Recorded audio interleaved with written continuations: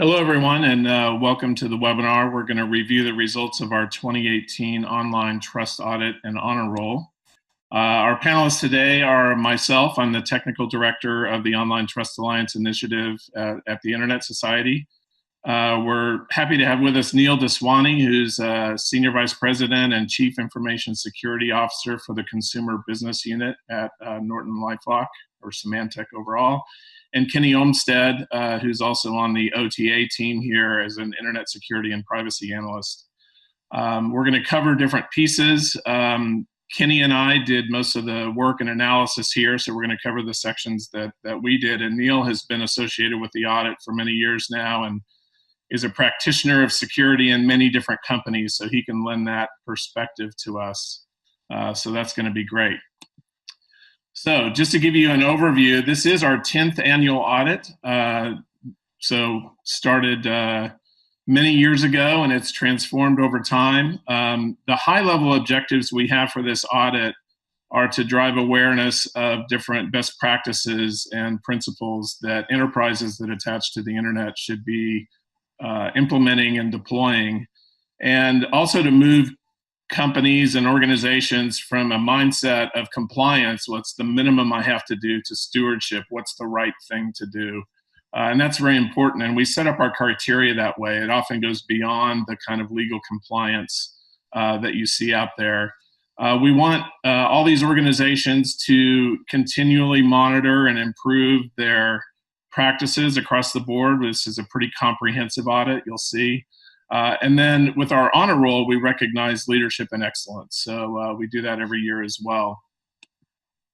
Just to give you a sense of what we do in this audit, and it really hasn't changed for the last several years now, we assess different industry sectors, and we choose those sectors, and then we define the members of those sectors by some list that we can find out there, whether it's ranked by revenue or ranked by traffic, ranked by assets in the case of banks. So we go to sources, in some cases like the consumer services sector, we kind of build our own. It's made up of subsectors of things like travel, dating, social networks, job sites, free tax filing sites, video streaming. There's a whole bunch of subsectors within that. And you can see the major sectors that we cover there. So it's more than 1,100 organizations. Healthcare is new this year. So we usually add a new sector every year or two as we look around and see what deserves to be kind of a closer look. The way the scoring works is each of those three areas that you see on the right, consumer protection, security, and privacy, have 100 baseline points associated with them. And we'll go into the scoring criteria of what makes up those baseline points in each category. And there are bonuses and penalties that you can earn in each of those as well. And then we roll it all up, and to make the honor roll, you have to score 80% or higher, so it's kind of like an AD honor roll in the US, and have no failures, and our failure bar is at 60%. So if you do great in consumer protection and security, but your privacy score is 55, you will fail that category and therefore fail the audit. So you're only as strong as your weakest link. So that's kind of how we view it. So that gives you a sense of kind of the methodology we have in terms of overall scoring. So the achievement this year, and we can go back further, but we usually just show the last 4 years. So this is how many organizations overall that we assessed made the honor roll. So in 2015, it was 44%, grew into the low 50s, which was a record at that point, and it jumped significantly in the sense of what we normally see to 70% this year. That's fantastic. Every year we change the methodology to kind of reflect best practices that are going on and new attacks that happen out there in the world. So the bar is raised every year in one way or another, usually across all the categories. So to see such a jump in honor roll achievement, even as the bar is raising, is a great achievement. We would love it if everyone made the honor roll. That means they're all doing things really well. In this case, it was primarily due to improvement in email authentication, and we'll look at that more closely in a minute.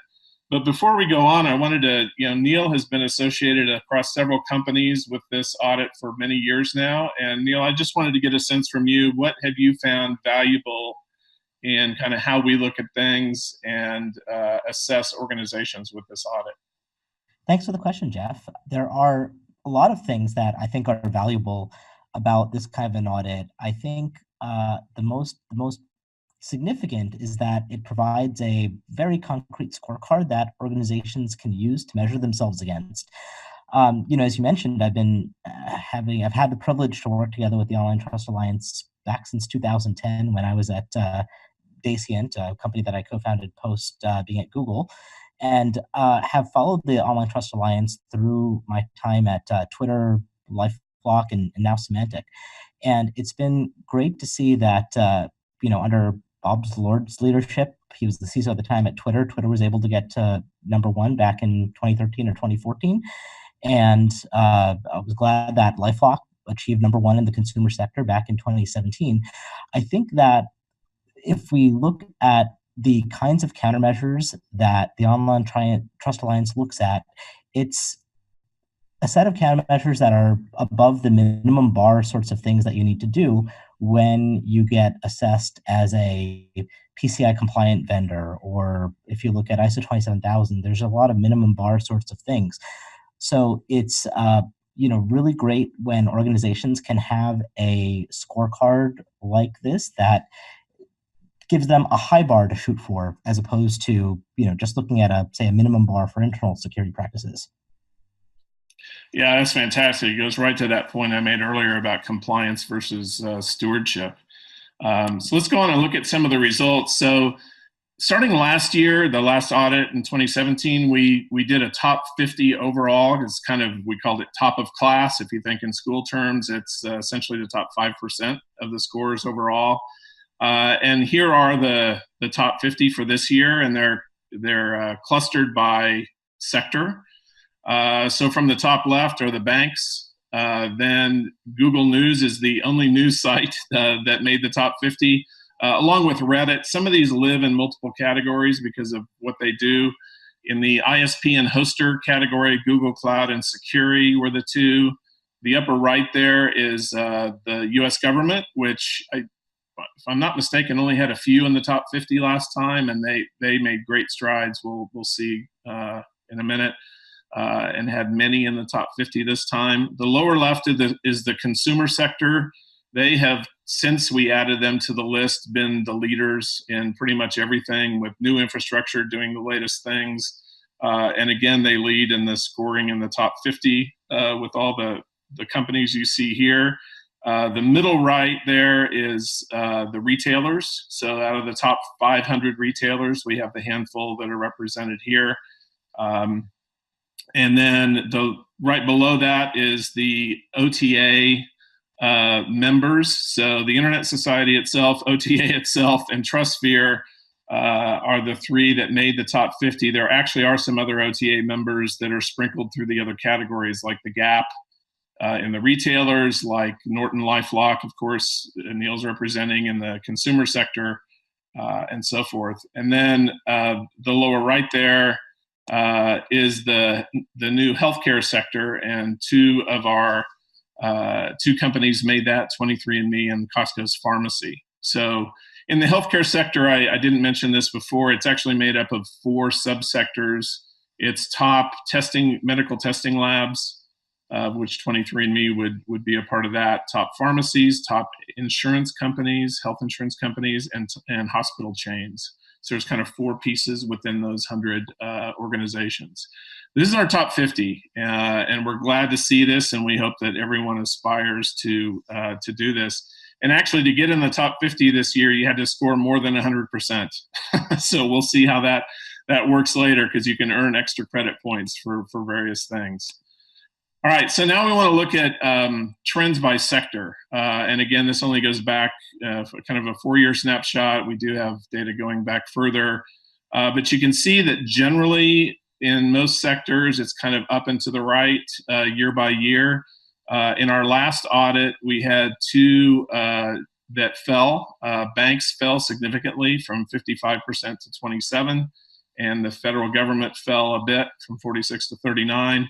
Both of them rebounded wonderfully from last time to this time. The banks more than recovered and are back on that kind of up and to the right movement. The federal government actually by far exceeded that and became the top sector for the first time ever. The consumer sector has always been our top honor roll achiever. So congratulations to the federal government. They did it mainly through email authentication implementation. That was kind of their weak point in the past.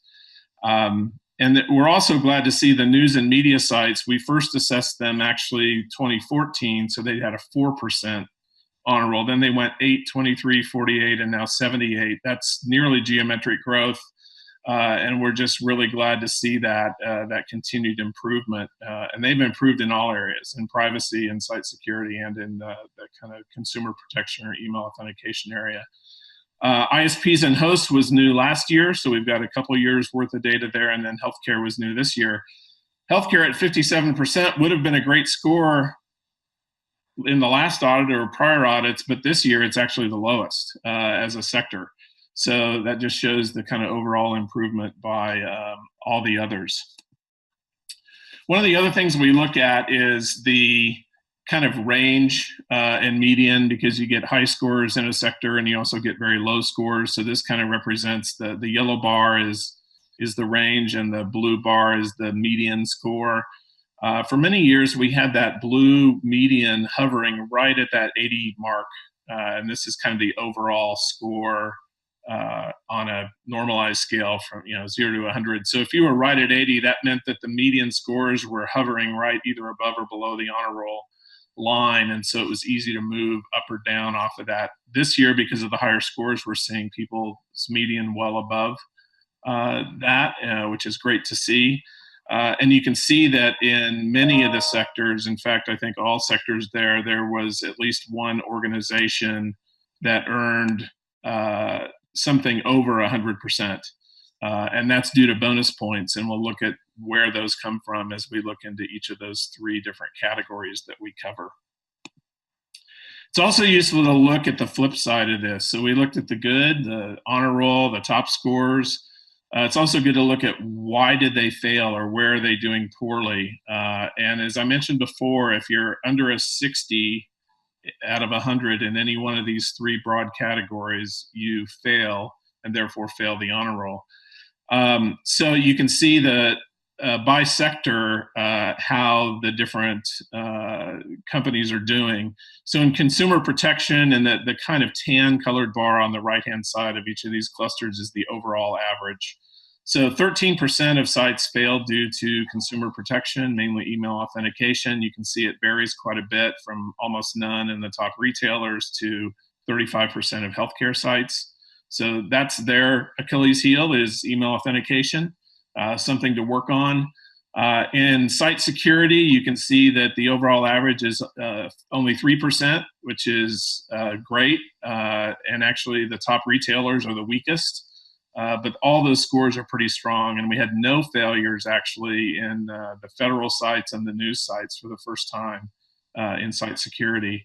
And then you can see on the right there in privacy, overall 15% failed due to privacy, led by the retailers, and then followed by the ISP and host category. And then you can see the others, again, a pretty wide range there.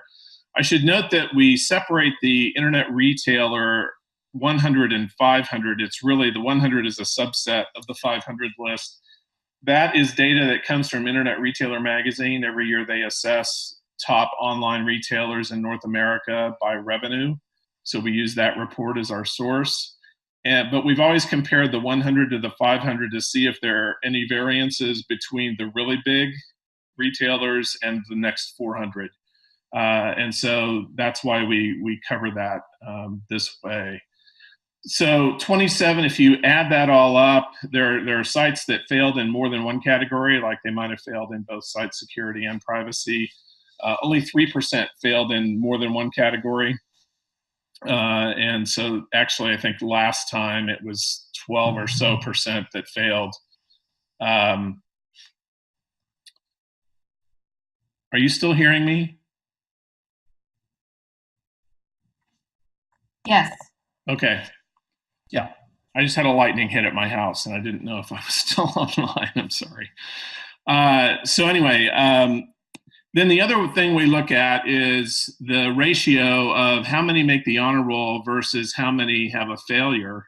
And you can see, and how many are in between. And you can see that the slice between the two is very narrow. And in fact, in some cases, there are none in between. It's either honor roll or fail and nothing in between. Look at banks are a case of that. The healthcare sector was a case of that. Overall, only 3% kind of live in that sort of C student range. Again, if we think of school scoring. So Neil, I know you also had a comment on just overall trends that you've seen in this, having been associated with this audit over the years. Sure. Thanks for asking me to weigh in on that. I think from a conversation that we had earlier, I had asked the question, hey, when the Online Trust Alliance honor roll had first started 10 years ago, what percentage of organizations made the honor roll? And I think you mentioned to me that it was 8%.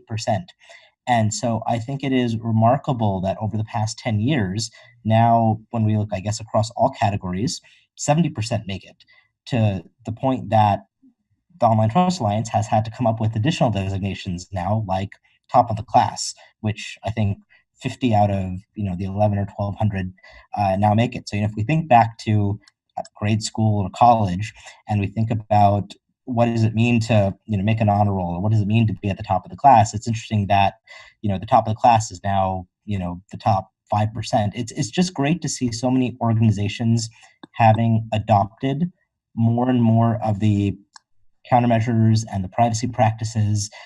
So if we also look at particular sectors like the federal government, it's great to see them at 90+%. So consumers effectively have high expectations. They expect security. They don't understand necessarily all the technical details, nor should we expect them to. But when some of these countermeasures, when some of these privacy practices are not there, they are inevitably surprised. And so it's been great to see that the Online Trust Alliance has also been increasing the bar as we've been going along.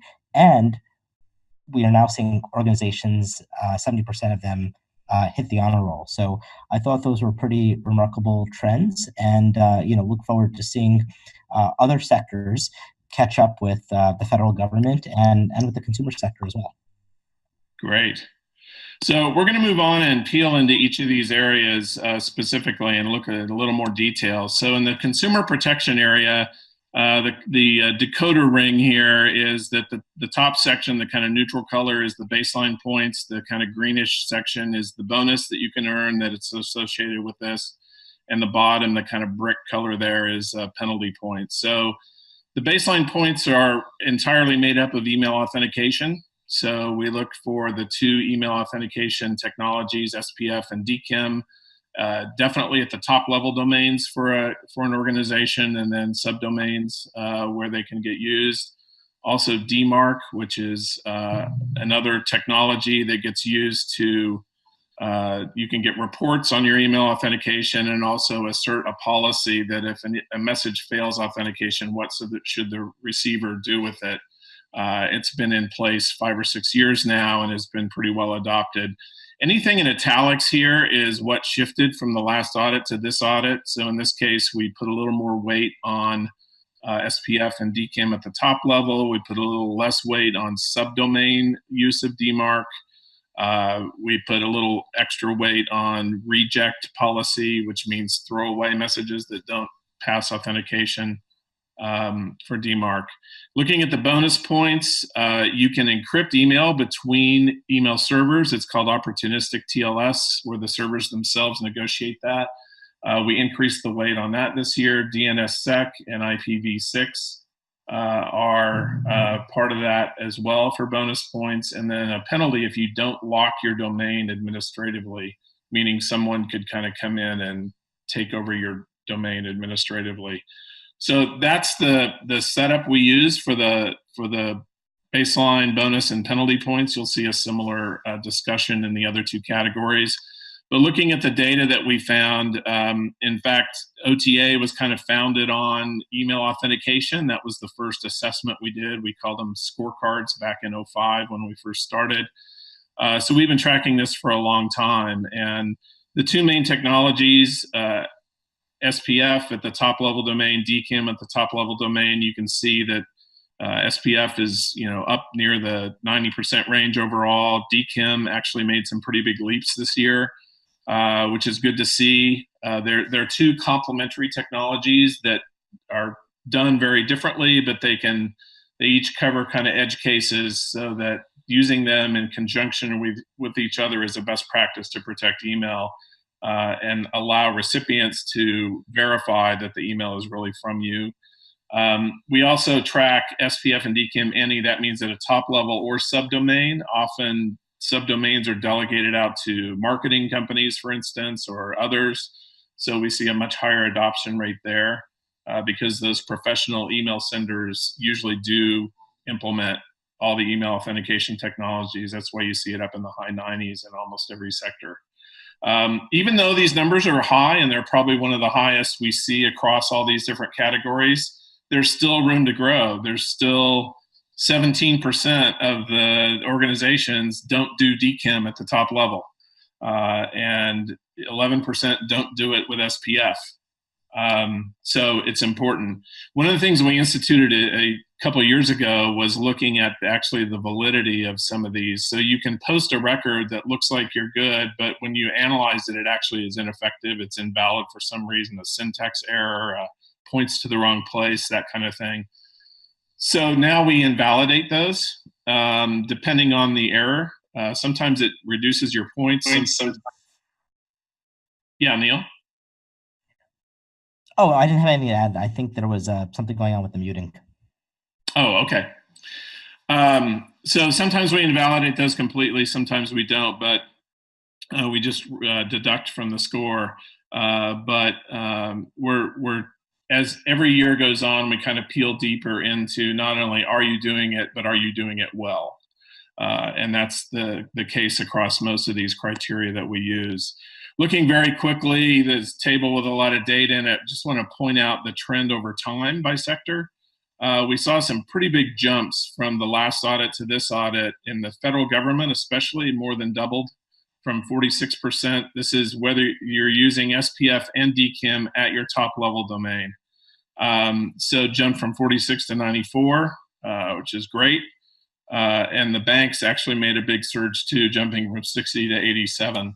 And that was mainly due to adding DKIM. Most of them had SPF already, but now they've added DKIM. Looking at the DMARC, which kind of sits on top of SPF and DKIM and allows you to utilize them fully in the ways I already described before.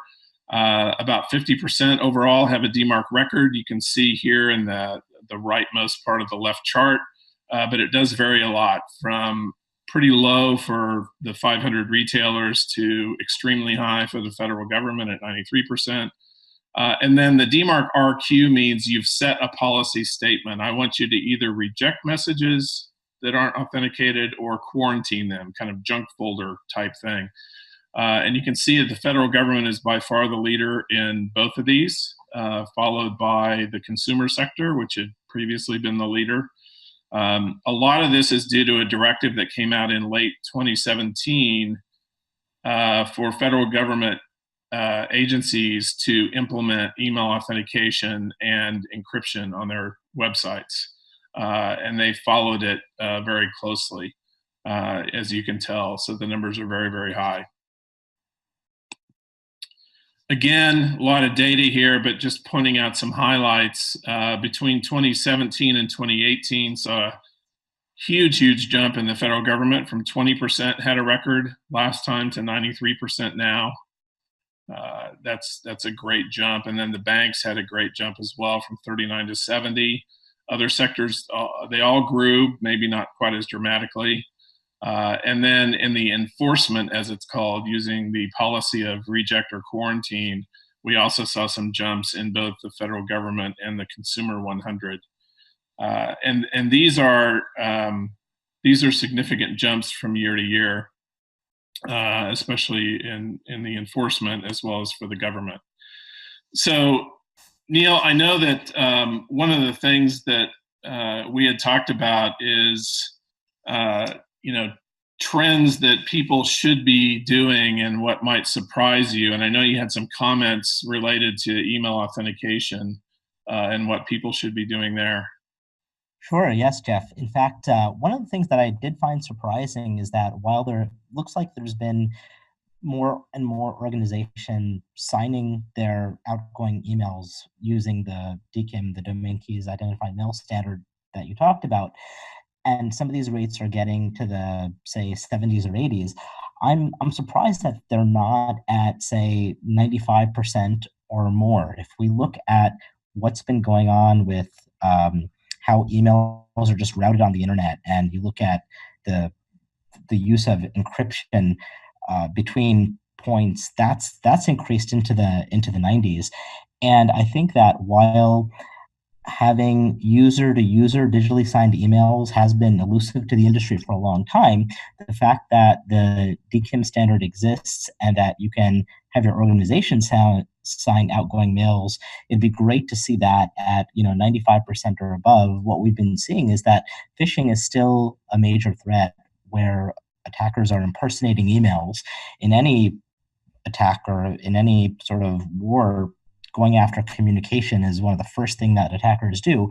So if we can have more and more organizations signing their emails, digitally signing their emails using the DKIM standard, even if you don't have a DMARC enforcement record deployed yet, I think it'd be great to be at that point. So I think it's great that we got to the progress level, the 70s and 80s, but I was kind of surprised that the signing hasn't caught up to the level of encryption going on with the email. It'd be great to see that as a next step for the industry.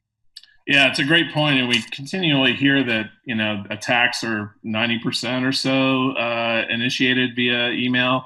So this is the area to protect first, and goes along with what you were saying. And even though we did see a big leap, especially in DKIM, there definitely is room to grow there. So let's move on to site security. Similar kind of structure here. The baseline points are mainly revolve around your SSL and TLS implementation. So have you done it well? There are ways you can configure combinations of protocols and ciphers and things that expose you to known vulnerabilities. So there are a couple free tools we use to assess that.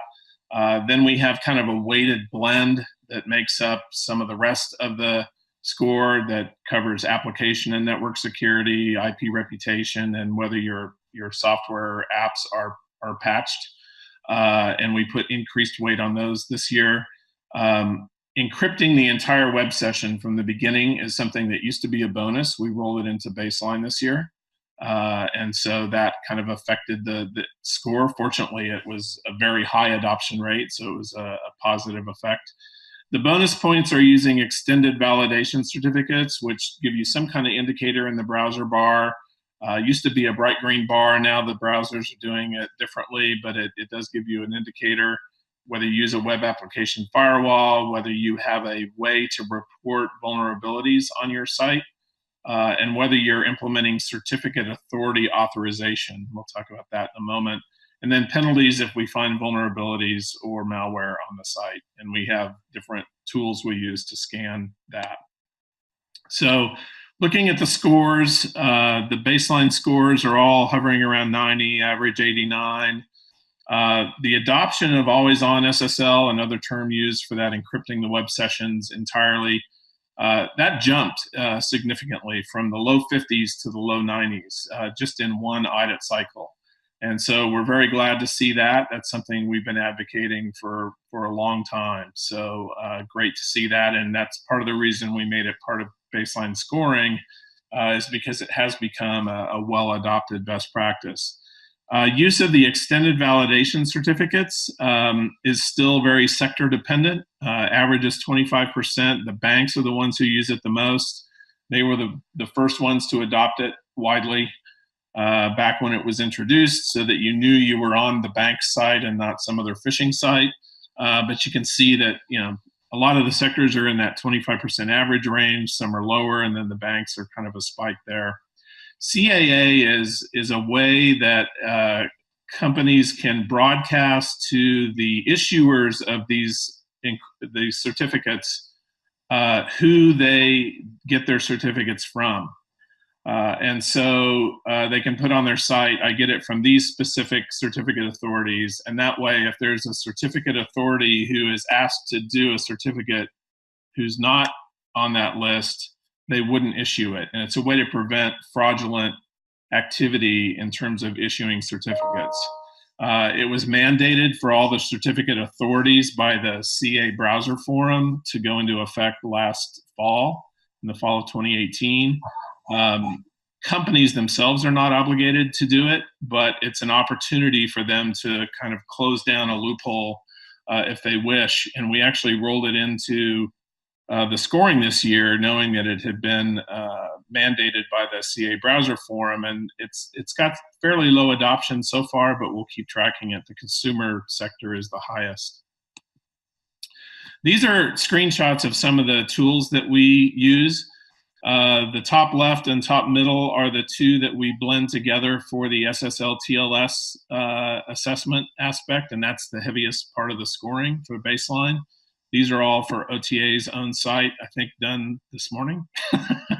So we have an A for both of those, but if you scroll down in these reports, they give you a lot more detail. They give you, you can click through on things of how to address if something is causing you a low letter grade, how can you remedy that?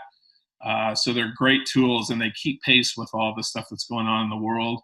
The two on the right, the upper and lower, are web security focused. So these are headers in your web security HTTP interaction. ImmunoWeb has one, just like they have one for the SSL test, and we scored a B+. And then this year we also used Mozilla's Observatory when we got a D-, and that sounds really low, but most people get an F. It's a very harsh scoring system. But they are very transparent about why they score and what they score. Most of it's based on W3C standards. And so sort of setting aside the shock of seeing low letter grades, it is still a way that you can look at how to improve your configurations and we did see a gap between ImmunoWeb and the Mozilla Observatory that was a couple letter grades usually. But if you walk through and improve those, you can get those up to A's and B's instead of B's and D's as we have here. A couple other tools that we used this year was Securi. They have a service called SiteCheck that looks at a variety of things. And then Internet.nl actually looks at a wide variety of things as well. And so the combination of all these tools can give you a lot of insight into how to keep your site current against threats and against the latest internet technologies.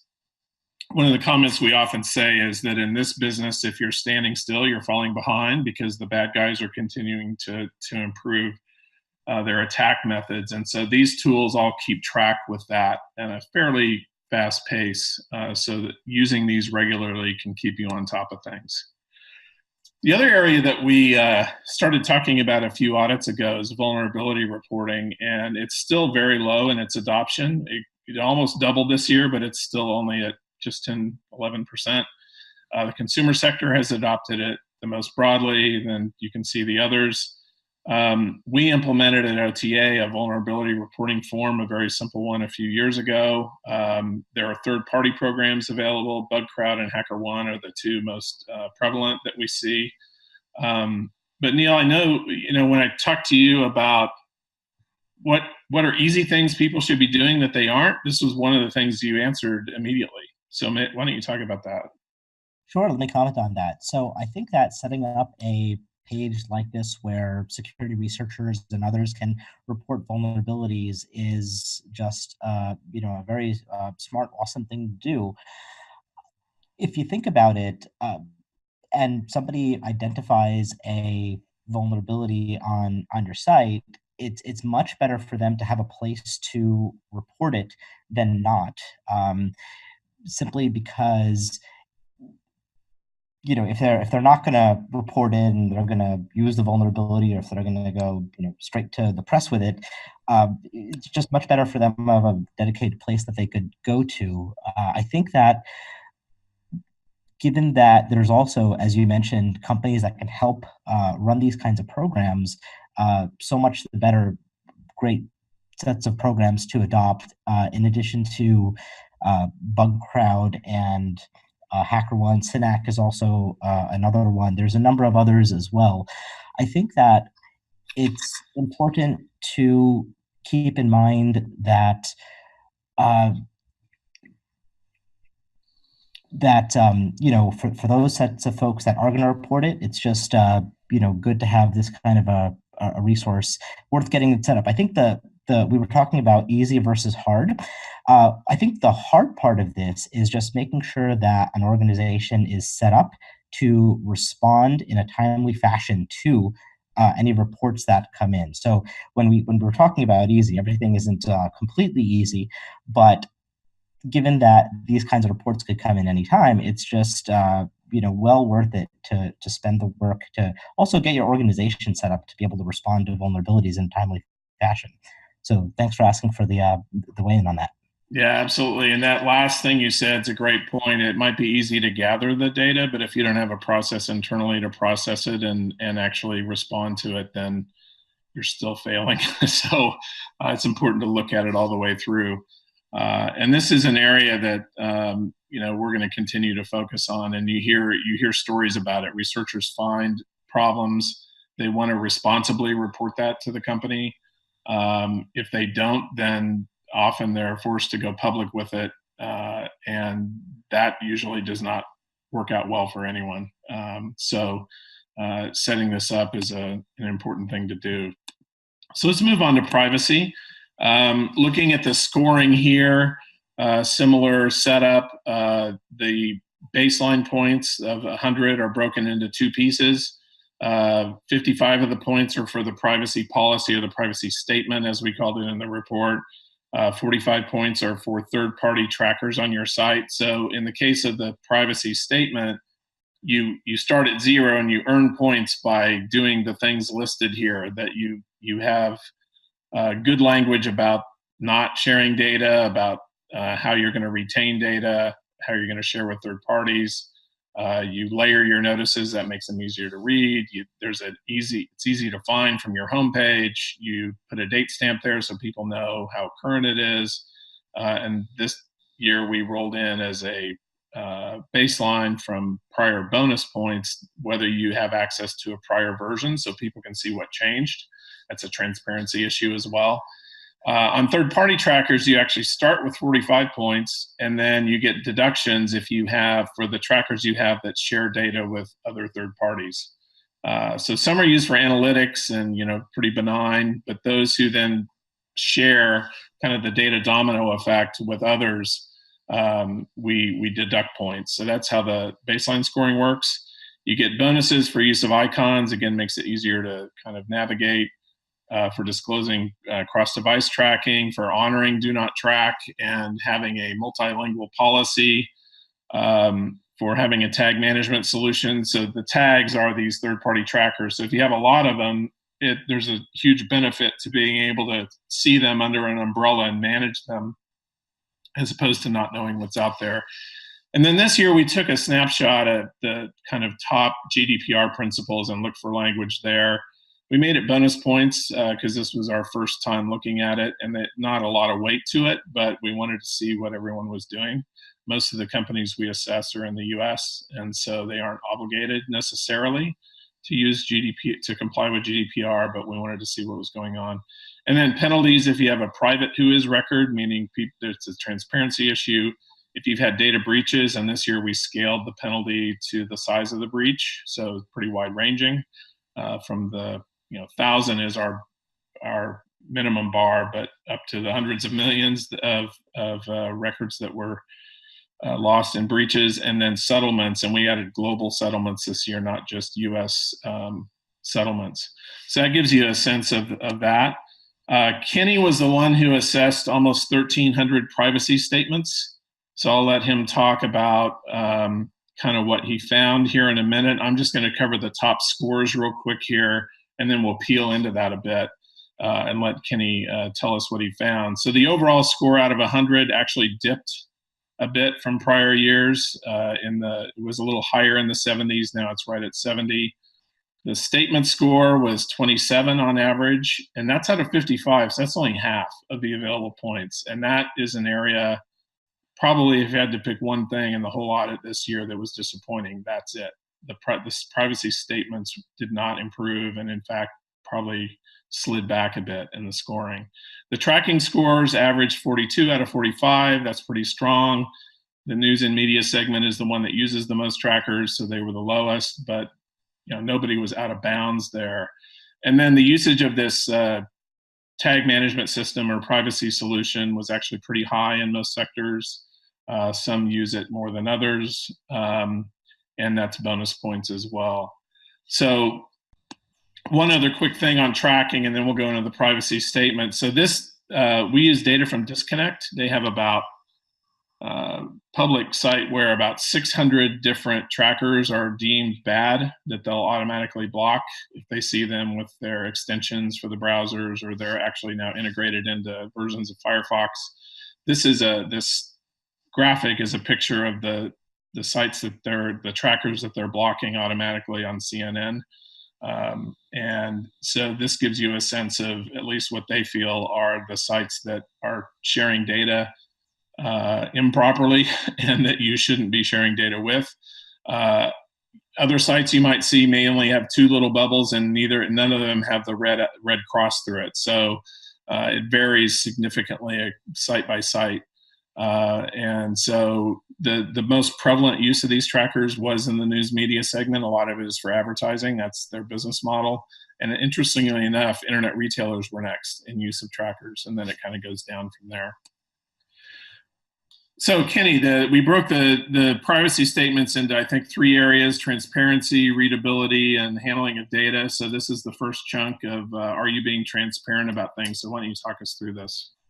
Sure. Yeah, no problem. As Jeff mentioned, I read around 1,200 and change privacy statements.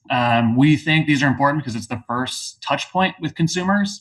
We're obviously aware, as most of you are, that most people don't read these. However, it is important for companies to be transparent with their consumers.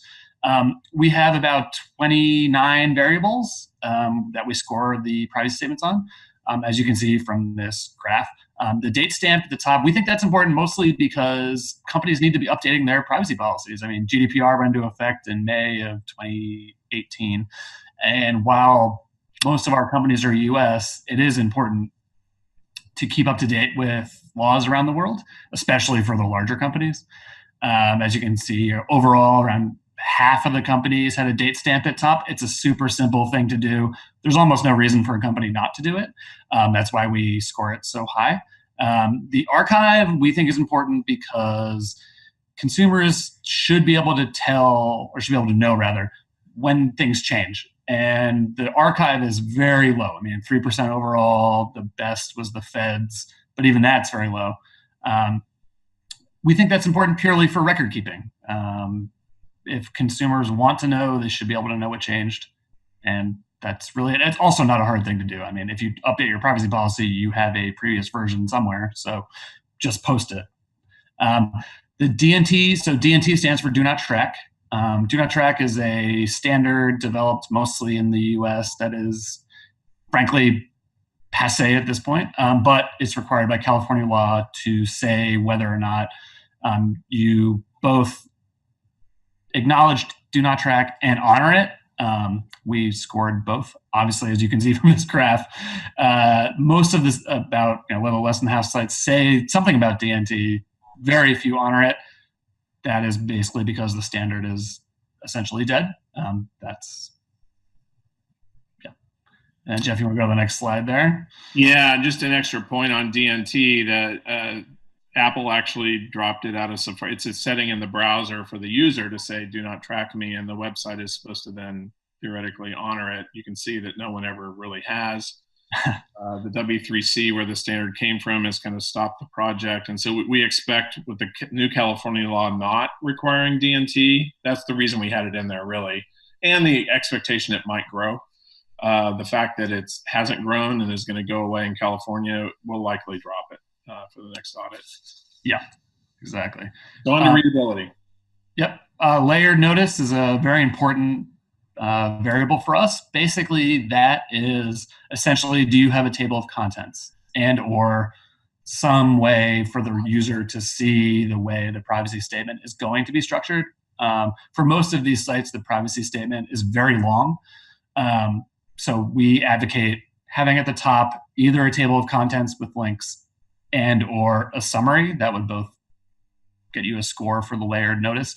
The reason for that is basically most people aren't going to read 10 pages of a privacy statement. I mean, I get paid to do that, but most humans are never going to do it. And so having a statement at the top saying either a summary or a table of contents really helps users say, okay, what do I really need to know about the rest of this? Icons, we think icons are important for two reasons. One, for readability, because it helps users who may not necessarily have the reading skills that require the icons help. I mean, we see there are companies that use icons.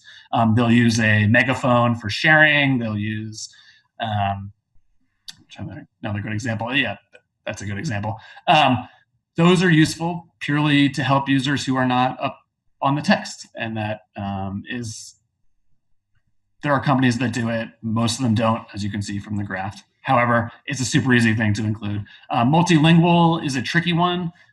We scored every website if they had a link to privacy statements that were not in English. However, we do have to acknowledge that websites can sort of filter that using IP addresses. So hypothetically, when I was looking at the privacy statement from the US, websites could include non-English, knowing that I'm coming from the US. So that's a sort of a fuzzy one. But we also think that multilingual is important, especially given the growth of Spanish speakers in the United States. Given that companies are in the US, having a multilingual policy is very important. So on to data handling. Yes, my favorite part. So we have several variables that deal with data handling. As you can see, the data not shared means that there is a statement in the privacy statement that says, we do not share with third parties. From that graph, you can see it's all over the map. Around 70% of the total sample say they don't share. Affiliate sharing is a little more subtle, and we actually added it this year because we noticed that while 70% of the companies say they don't share with third parties, they do say, around 20%, give or take, say they do share with affiliates within their organization. And we think from a consumer expectation point of view, that language is a little confusing, right? They say, we don't share with third parties. However, we do share with other parties within our organization. And at a large company, that could be a company that has nothing to do with their original business. And so we did not score it very highly. So it's very low weighted. However, we thought it was important to point out that a good chunk of these companies say we do share data internally. And if you're a large organization, that is, that could be to many, many different pieces of your company. Data retention has a very specific threshold. They had to have a date stamp on that. That's why those numbers are so low. They had to say, we retain the data for X days or X months or whatever. The vast majority of companies don't say that. The usual statement is, we will retain the data for certain business practices, period. Under GDPR, and we think having an actual time frame is better. But again, as Jeff pointed out earlier, most of the companies we study here are based in the US, and there is no requirement for that here. So it's not strange that they don't have that. And then vendor compliance, which we also think is a very important, we actually weight this one fairly highly. Vendor compliance means that if you are sharing data with a vendor, so say a credit card processor or another company that is simply helping you do your business, you hold them to the same privacy standards that you hold yourself. And it was good to see that vendor compliance overall was around 60%. Again, their news was highest, which is good. And basically the point of this variable is basically saying you're going to share data with other companies in any business situation. If you require them to be held to the same standard, that's great. If you don't say that, then we are concerned that a third party could do something with the data they're not supposed to be doing. Yeah, so overall, I mean, we're looking for very clear statements about what data are you collecting, what are you doing with it, who are you sharing it with? And so these are kind of specific aspects of trying to get at those answers. I think vendor compliance grew, I want to say 15 or 20% from year to year. So it was in the 40 range or something last year, and now it's almost 60. So that was a good improvement. Data retention, as Kenny mentioned, used to be, I think we had it in the 40-50% range, but because we kind of ratcheted down on the definition of that to not be vague, we saw a big drop. But we expect that that's going to be reflected in some of the new privacy laws coming out. And so it was kind of in anticipation of that. So the other thing we looked at was 6 key GDPR principles and kind of summarized the data here. So Kenny, you want to walk us through that? Sure. Yeah, so easy to read is a GDPR requirement. It's basically set to, you should be able to read a privacy statement if you have a sort of roughly 6th grade-ish level of education. And we said 32% had that. That's a little bit of that's low. Part of the problem with privacy statements is that they're written by lawyers, right? These are legal documents. And so it's not surprising that it's that low. So the second one, articulate data collected in reason, which 95% is very high. All that says is we're collecting this data and we're going to tell you why we are doing it. It's either to serve advertising or whatever. There are a lot of reasons businesses do it. That's great that a lot of companies say, yes, we're collecting this and we're going to tell you why. The next is specify third parties. So this, under GDPR, you're supposed to specify the categories of data that you're sharing, the categories of companies you're sharing with. So you don't have to actually list the literal companies, but you have to say, okay, we're going to share with marketers, we're going to share with survey companies, we're going to share with whatever. That was very low, and that was, I would say, disappointing. I mean, that's a pretty easy criteria to fulfill. The next, the DPO, so the Data Protection Officer, is also required by GDPR. This is very high, and that's great. The requirement here was any contact information. So we would give a company a yes if they had an email or a phone number or an address or whatever to contact them about your data. That's high. It should be higher. I think that is a pretty simple requirement to fulfill, especially given that CCPA is going to go into effect on January 1st. It also requires this. So we hope to see that go up. Handling sensitive data is sort of a weird one. So in GDPR, there is Article 9 lists a set of data that the GDPR considers sensitive. It's race, religion, there's about 10 others. Under Article 9, they have to tell you if they collect that data and what they do with it. We scored mostly US companies. Very few said this. That's not a surprise given that GDPR, A, doesn't apply to the US, and B, Article 9 is very specific about the kinds of data. So in a weird way, if you're a company that doesn't collect sensitive data under GDPR, you don't have to say anything. You can just ignore it. So that's why that is so low. And then the final one, under GDPR, users have to be able to, A, contact the company through the DPO, like we said before, and B, they have to be able to update and or delete their data. We found about 50% rather, did this. Again, under US law, there is no requirement from that. However, under the CCPA in California and a few other state level laws, this user data request is going to be in certain states, active in the US. So the fact that only half did this isn't really a surprise because they don't have to at the moment, but their companies are going to have to going forward. Neil, this kind of wraps up the privacy section. I know when we were talking about trends and such, you did have some comments on what companies should be doing related to privacy. Sure. Actually, I think that looking at our industry, we do need to see more of a focus on privacy. I think that with regulation like the California Consumer Privacy Act, the CCPA, as Kenny mentioned, to affect U.S. versions of GDPR coming down the pipe, it is kind of surprising to see some of the scores here actually dropped from 2017 to 2018, assuming that those are statistically significant. Basically, I do think we need to have easier to read privacy policies. At the same time, many consumers are not experts. They may not read these things fully. And so I think we've got to come back to that point around making sure that we're satisfying consumer expectations and not surprising them, even if the policy is easy to read.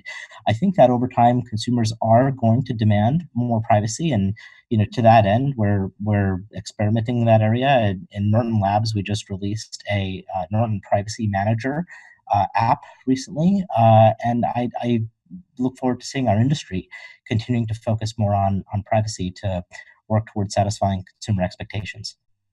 Yeah, there certainly is a lot of attention on that this year for good and bad reasons, I suppose. But this area, especially the privacy statements, as I said before, we want to focus on going forward because it just isn't making the progress we would have expected. And all these new laws coming into play, not only in California, but we're expecting them in other states as well, are going to definitely change the playing field and the requirements. So wrapping up real quick, I know we're about on the hour. Just what are the resources? For those of you who've already read the report, you've already seen this, but there's kind of a landing page that has all the pieces at otalliance.org/2018 honor roll. It has the full report, an infographic summarizing things, a little video recapping the findings. And then we tried to come up with kind of a one-page checklist of if you're trying to do this for yourself and say, am I doing the right things? Here's the one-page checklist, and you can walk through these and you use some of the free tools that we reference in the report, or your privacy statements. You would be able to assess it yourself. Am I doing these things? And we put whether it's a bonus or baseline there on the right. That's less pertinent unless you care about a score versus just doing the right things here. So that's your kind of cheat sheet. And then finally, next steps, use that checklist and evaluate your status. We are going to kind of mine this data further going forward through the rest of the year and do kind of mini reports you might think of, or webinars or whatever, deeper on privacy, deeper on email authentication, deeper on some of the findings we had in site security. So stay tuned for that. We're already starting our methodology review for the next audit.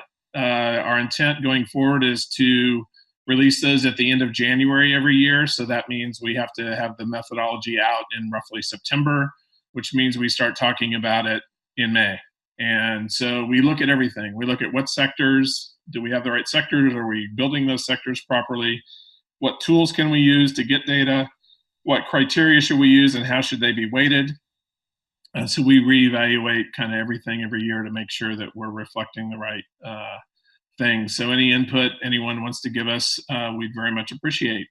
And I'm not sure we have time for questions. I mean, we can. It would go over. I know we're going to lose some people, but if anyone has any questions, now's the time to ask.